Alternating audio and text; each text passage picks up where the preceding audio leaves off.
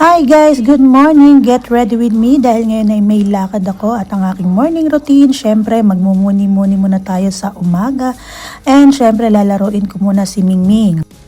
Kayo din ba guys sa umaga ay nagmumuni-muni muna bago magkape? Ang sarap talaga ng coffee sa umaga no, para gising na gising at kayang-kaya natin ang harapin ng buhay dito sa Canada. Habang nagkakape, iniisip natin yung ating mga pamilya sa Pilipinas. Kamusta na kaya sila? Ano kaya ang ginagawa nila? Kasi dito nga sa Canada, ang pamilya na lang natin ang magsisilbing inspirasyon natin para makaya natin ng araw-araw na buhay dito sa Canada. At laging samahan natin yan ng maraming prayer at gabay mula sa itaas. Dito nga sa abroad ay kakayanin mong lahat yung mga bagay na hindi mo alam ay talagang aalamin mo kung paano yon dahil dito walang tutulong sa'yo at dapat ay matuto kang tumayo sa sarili mong paa. Sabi nga nila, bawat dolyar ay mahalaga, kaya sikapin natin na hindi tayo sumandal sa iba dahil dito lahat ay may hinanaing, may bayarin, may bills at nagbabayad ng mga insurance. Ang ganda nga ng panahon ngayon, kaya naman naisip ko na sumama sa mga kuyas ko para lumabas at pumunta sa city. Malapit na palang matapos ang winter at papunta na tayo sa spring. Ang ganda talaga ng panahon, no? Unti-unti nang natutunaw yung mga yelo, kaya napipil mo na talaga na sobrang lamig dito sa Canada. Yung lugar nga kung nasan ako ay yung parang baryo sa atin. Malayo kami sa city, 1 oras kami bago makapunta doon sa city. Kaya nga nung nakarating ako sa city, talagang napabidyo ako sa ganda ng city dito sa pununtahan namin.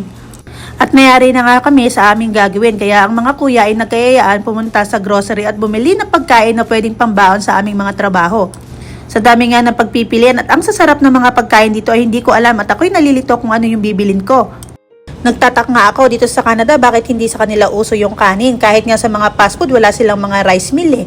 Kaya pati ako ay natuto na rin kumain ng pizza, kung ano-ano yung mga available na pwede mong mabili dito. Mahilig sila sa mga ready na pagkain at bibilin mo na lang talaga. At ang sasarap nga ng mga tinapay dito.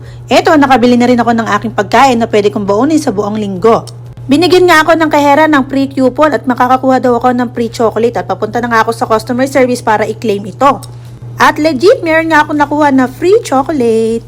Hala pa yung 2 kuyas na kasama ko, kaya eto nga, napakapipatuloy ako dito sa labas. Minsan-minsan lang naman to. Ayun nga, ang 2 kuyas na kasama ko ay nag-aya dahil nagugutom na daw sila. Dahil wala ngang kanin, eto ay magbe-Burger King kami.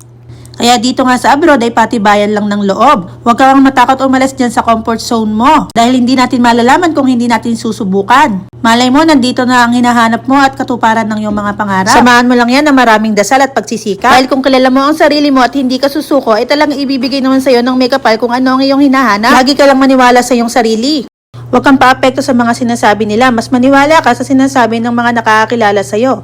Kaya ano pa, yun lang. Paalam!